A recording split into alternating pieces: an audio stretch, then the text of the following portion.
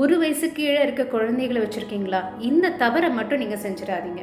குழந்தைங்களுக்கு சத்து மாவு கொடுக்குறேன்னு சொல்லி பல சிறுதானியங்களை ஒன்றா போட்டு அரைக்கிறதும், பல பாரம்பரிய அரிசி வகைகளை ஒன்றா அரைக்கிறதும் இப்போ பழக்கத்தில் பார்த்துட்ருக்கோம். அது பல இன்ஸ்டாகிராம் ரீல்ஸில் ட்ரெண்டிங்காகவே போயிட்டுருக்கு.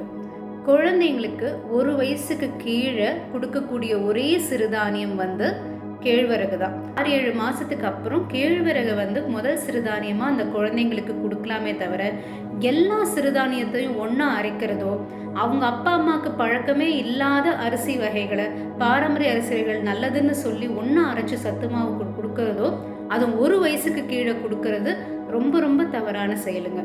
ஸோ பாரம்பரிய அரிசி கண்டிப்பாக ஹெல்த்தியானது தான், சிறுதானியம் கண்டிப்பாக ஹெல்த்தியானது தான்.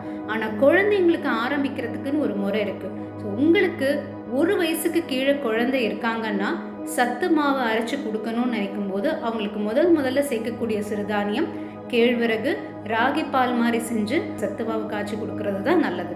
ஒவ்வொரு சிறுதானியமும் எப்படி ஆரம்பிக்கணும், ஒவ்வொரு உடலுக்கு எப்படி சாப்பிடணுன்றதை தெளிவாக தெரிஞ்சுக்கிறோம் அப்படின்னா தொடர்ந்து இந்த சேனலை ஃபாலோ பண்ணுங்கள்.